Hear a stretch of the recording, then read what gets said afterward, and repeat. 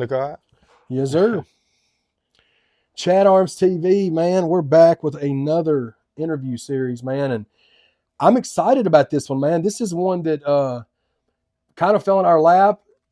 Shout out to Austin Foreman. We had him come through for the podcast in an interview, and he brought this gentleman with us, and Squint's already recognized you. Yeah. And I had just found out about you through Austin's social media. We've got the super talented Colby Swift. Yes, sir. How you doing, Bubba? Doing fine. Doing fine. How you been? I'm good, man. Well, we appreciate you sitting in with us, man. Yeah, So thanks for having me on. Appreciate it. no, for sure, man. We're going to get the people to kind of get us a backstory of who you are, and because you've got new music coming. Yes, sir. And you've had some pretty cool things that's happened to you over the last 4 or 5 years. And you're a Texas boy, right? Yes, sir. Yeah. We'll get right into that. So where are you born and raised at? Midfield, Texas. Midfield, Texas. So from a geographical standpoint, like what is that closer to, like Houston or Dallas? Yeah, about 2 hours south of Houston. Okay. You got a town of Bay City and by Lake Jackson, Matagorda, by the beach. Yeah. I'm about 45 minutes from the beach. Okay. So yeah, it's a small town. Not really much of anything. Got a church and a bar. That's about it. Yeah. But super. Sorry about that. What was life growing up like in Texas? Like, because you're a younger kid. You're 24, 25? Yes, sir. Yeah, 24. So what was life growing up? Did y'all have work on a farm? Did you live on a farm? Or? Yeah. My grandpa had 200 acres out there, and my dad lived on the back of the property. So I grew up knowing how to work. Bust your hands up. It was Grandpa was a pastor, so we were at church every Sunday, Wednesday, and Friday night Bible study. So just working up on the ranch and learning how to cowboy with the guys up there. There's a lot of respect, yes ma'am, no, no ma'am. Yeah. You know how to treat everybody just like common folk, common people. People have common sense out there, Right. It's different out there, man. Yeah, for sure. For sure. Yeah, but yeah, just some small town stuff. Just small town area. Everybody knows everything. Gossip spread like wildfire. Yeah.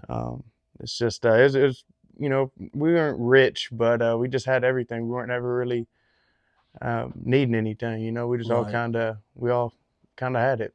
Were you into sports or anything, or was you busy with just the farm and stuff when you was a kid? Oh, I played sports. Yeah, we all played football.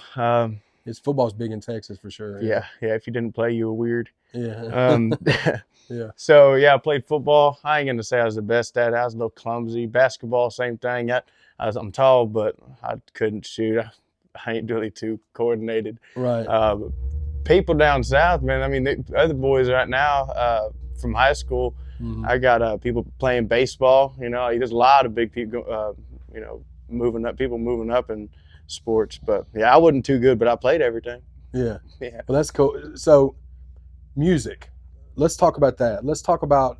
So, growing up in Texas, was country the first thing you were like introduced to, or was it because Houston's got or Texas in general has a huge country attachment, but it's also got a huge attachment to hip hop and rap too. Man, yeah, for sure. So speak about like your music influences growing up. John Conley, man. John Conley, Conway Twitty, old school country music. Okay, yeah. That's where it's at. It's where real music was at. Mm-hmm. So and hell, I remember every time I listen to old school country music, my dad all brings back the smell of welding, burning rods. My dad listened to John Conley all the time, so I just kind of grew up on it my whole life, man. Yeah. But John Conley, Conway Twitty, George Strait, all the greats, just all the regular people. When you were as a kid, did you see yourself wanting to do country music, or was you just a fan of listening to it? So I have a picture on my phone my dad had from years ago. I had long hair, mullet, and a guitar, like a little old fake guitar and a microphone. I've played guitar since I was 5. I was young, grabbed a guitar, didn't start singing until around 15. But music was always there, you know what I mean? Like it was just there somehow. Yeah.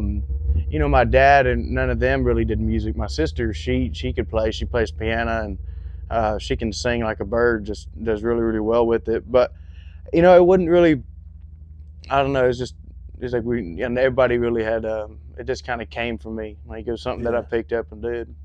Yeah, for sure. That's cool, man. So do you got you said you got how many siblings do you have? I have 5 sisters. I'm the only boy. Oh wow. So Yeah. where do you fall in age wise? Are you the oldest, middle, like Second oldest. second oldest? Second Okay. oldest. Yeah. Well, it's it was hard growing up with them, man. They're little brats. You were outnumbered. You and Pops were outnumbered, huh? Yeah, he Yeah. dealt with them really well. He dealt with them well. I had to deal with them too. We all rode the same bus together. It was perfect for 1 year. I didn't ride the school bus with my sister, but they all started getting older and we all started riding the same bus together. And slowly but surely, I got kicked off the bus. I couldn't ride it no more. Did you? Yeah, Did you ever get into any altercations taken up for your sisters? Lord have mercy. I was gonna say having how many? You said 4? 5. 5 sisters. Brother, it was Yeah. it was like It was just constantly like, yeah. it was a battle. You know, like they'd be like, "Oh yeah, Colby helped us, stood up, whatever."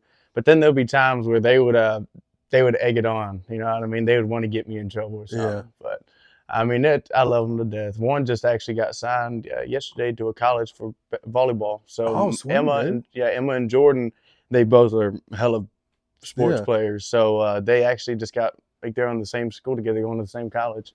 So Oh, that's cool, yeah, man. it's pretty cool for sure. Hell yeah.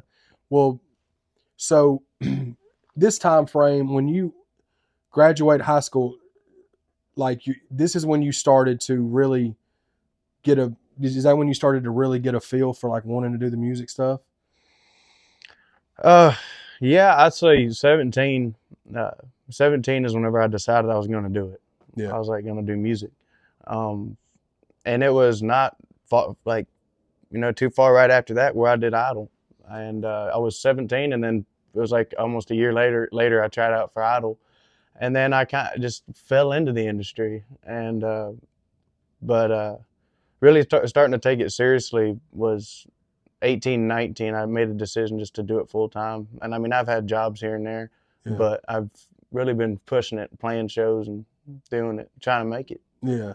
So for the listeners and watchers, so this gentleman was on American Idol, and you've got a particularly dope experience that I'd like for you to share about that with that I found out through Austin. Yeah.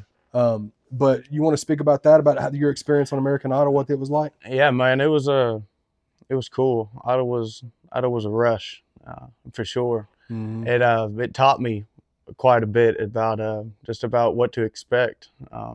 Going into it, it was a dream. Like I didn't think I was supposed to be there. I had all these crazy artists around me. They were just awesome, amazing, and they it was wild being around all that talent. It was nerve-wracking. It was scary. I'm from a small town, and I was gonna say small town in Texas. nobody bro. ain't Yeah. a dang. I mean, yeah, the people supported me because I was doing it. They had something to support, and Yeah. then whenever there's nothing to support, it's whatever, they doubt you. But going to it, man, it was crazy, the change, and I kind of had to put my own backbone up. It was just me out there. My dad came with me, and it was cool to see. It was crazy to see all the cameras and stuff. But there's one particular moment where I got on stage and I sang a Spanish song, Freddie from Every Teardrop Falls. Mm-hmm. And Luke Bryan, I had these boots that I always wore. These boots, they were at every single show with me before Idol. Like I played all the stages, so I had holes in these boots that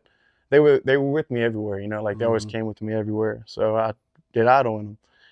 And Luke saw that, and he said he just he reminded me, him. I reminded it.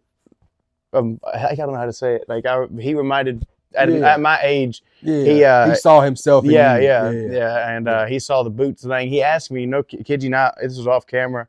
I was sitting with my shoes like this, and I was crossing my feet, and he saw my boots, and he goes, "Dang man, what the heck happened to your boots?" And I was like, "They've been everywhere I have." He goes, And he on live television, he gave me his boots. So it was. And so that was not a stunt for the TV. Like Luke Bryan really did that. Yeah, it was straight up like, "Hey man, here." And I was like, "God dang, it was cool." I still have them though. They got holes in them now. Yeah, I wore them out. No, that's so fucking dope, dude. Yeah. And what was dope about that clip too is that not only did he do that, but then right after that he announced that y'all got. Did you get passed to the next round? Is that what it was? Yes, sir. Yes. The boots are or here to walk you to the next round, something like that. So how much further did you go on Idol? Was that is that as far as you went? No, I went to the group round with Lane Hardy and Lacey K. Booth, and I couldn't think of the other girl's name, but yeah, it was that round. We sang Bruno Mars, something like that, and I didn't make it after that. I got eliminated there, but hey, 50. I mean, that's pretty good, dude. That's crazy, man. And to have that kind of experience, that like it's not like that's something he does regularly. I don't. You know what I mean? Yeah. So like the fact that happened, you made a big enough impact on him to where for him to do that. And that shit's dope, bro. Yeah, it is. You know what I mean? It's crazy. And at that point, so after Idol, had you released any of these 3 singles that are currently available? Or was that was because Idol was 2018, right? 18, 19. 18, 19. So like was it after that you started releasing the songs that are out now? Yes, sir. Yeah, I started releasing a couple of them. I had some gentlemen out in Texas help me a little bit. And didn't guide me through the process, but we put out those 3 songs. So I'm excited. I mean, they're something that I first put out in my earlier career. So, yeah. But yeah, I'm trying to put out more music now. I've been working on stuff, so I'm excited to show people what I actually can, do. Yeah. And are you big into the songwriting aspect too, just like Austin, or are you as involved songwriting wise as well? Yes, sir, I write songs. I mean, I can write songs. I've been on a little halt for a while. I ain't been kind of numb to a lot of things that's been happening, in my life. But yeah, just it's kind of hard to write. But whenever I do have an idea, I do have something. Oh man, I show them to Bobby, show them to Austin, and we all kind of just fill that bucket up, and complete it. And they're usually pretty good. No, for sure. And it's dope to have somebody like them, like Austin and Bobby in your corner that are guys that are good guys, but also hard workers, and somebody that you can, bounce ideas off of or get advice from and stuff like that. It's definitely helpful, man. I mean, I'm so glad to be where I'm at right now, because in Texas, I'm by myself. There ain't nobody out there that's pushing me, that's helping me. It's me. So I'm like, okay, if we're practicing as a band, I got to step away, go write a song, be like, all right, we got to play this. If not, it's just going to be cover band, and I don't want that. So being able to sit down with the other guys and, help you with your lyrics and be a better lyricist, you're not out there by yourself. You're actually getting practice in so many different ways, lyrics, different ideas, where the song could go, different perspectives. He's looking at it this way, Austin's looking at it another way, and it's cool, crazy cool how we all put a song together. It's awesome. Yeah, man. That's how I'm liking about it, where I'm learning now. Back like in Idol and coming out of Idol, everybody thought I was just, I'm 19 years old. I'm still trying to learn. I'm needing guidance. I need to know what to do, because I've worked really hard from where I was at then, and to now I understand music. I know what it is, and I know what people should listen to and hear.